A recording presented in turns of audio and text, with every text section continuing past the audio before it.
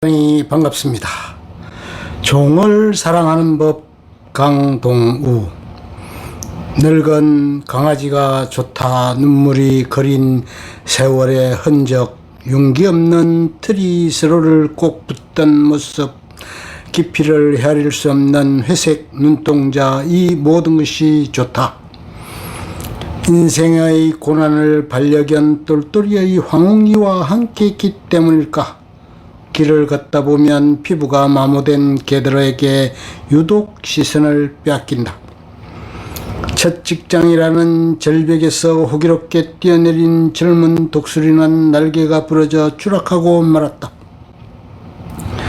날개 꺾인 독수리를 가장 오랜 시간 지켜본 건 황토색 새치 가득한 요크세 테리어였다. 이런도 못 보는 백수가 똘똘이에게 해줄 수 있는 것이라고는 자전거 앞에 바구니 하나 매다는 것 뿐이었다. 다리가 닳고 닳아 걷지 못했던 작은 강아지는 바깥바람을 좋아했다. 앉는 것조차 힘든 늙은 아이를 위해 바구니에 푹신한 천도 깔았다. 유일한 단골 승객을 조수석에 태우고 올림픽공원 몇 바퀴 돌고 나면 다시 공부할 힘이 났다.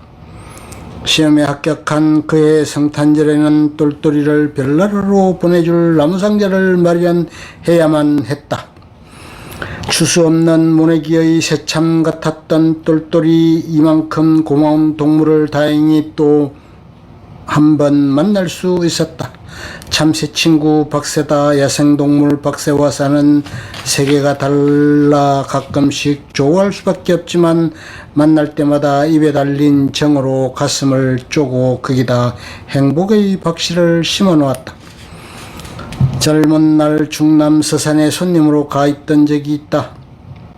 초대장을 보낸 인원 식객이 2년 3개월 동안 밥이나 축 내며 얹혀 사는 꼴은 두고 보지 못했나 보다.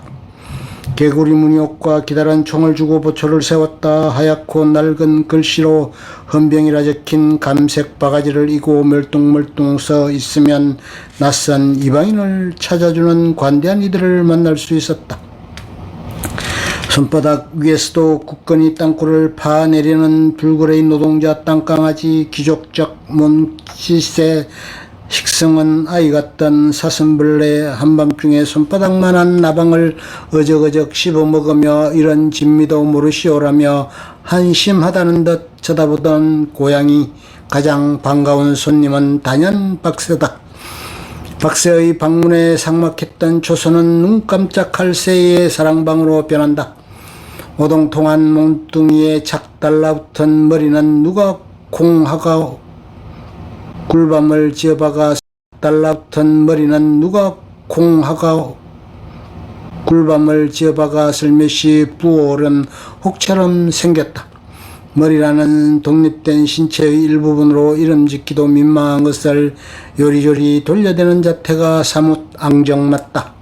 화가가 붓으로 콕 찍어준 얼굴의 눈은 활용점정이다.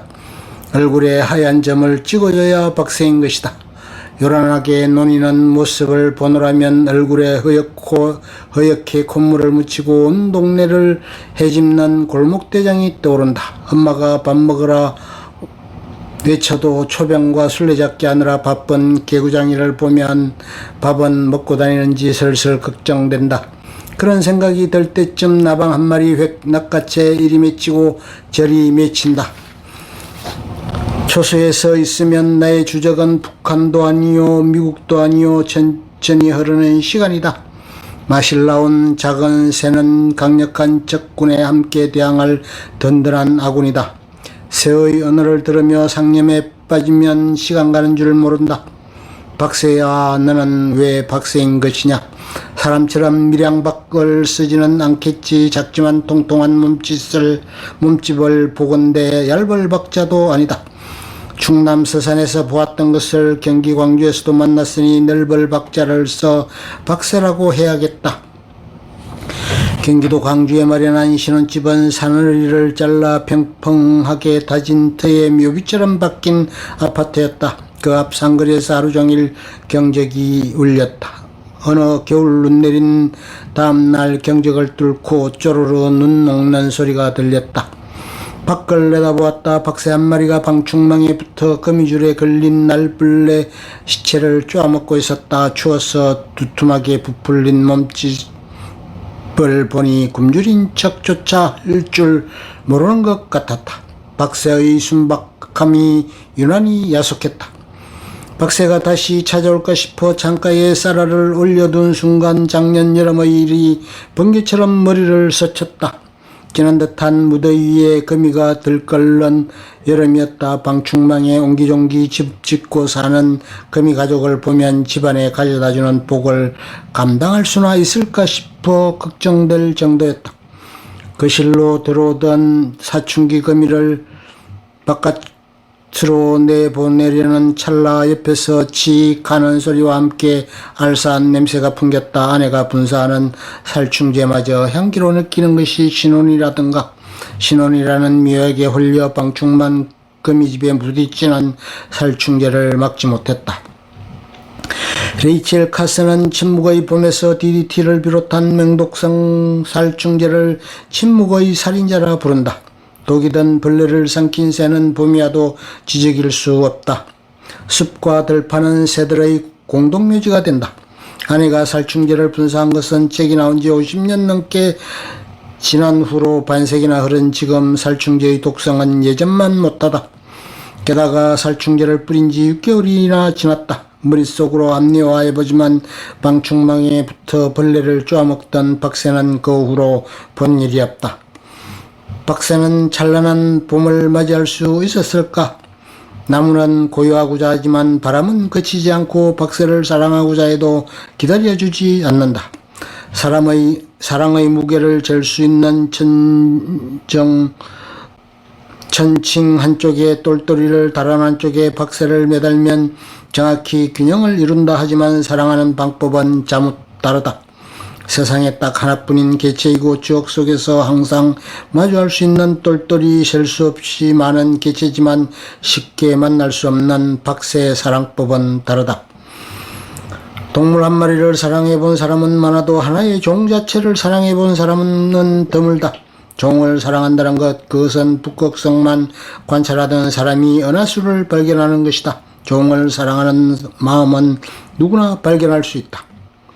편리함에 길들여져 잠깐 잊고 있지만 인간은 누구나 마음속에 생명을 사랑하고 환경을 아끼는 마음이 있다. 단 한 마리의 동물이라도 사랑해 본 적이 있다면 그 마음을 더 수월하게 발견할 수 있다. 종을 사랑하는 마음이 발견이라면 사랑하는 방법은 발명이다. 박새를 사랑하는 마음을 발견하는 데 그치지 않고 사랑하는 방법을 발명하고 싶다.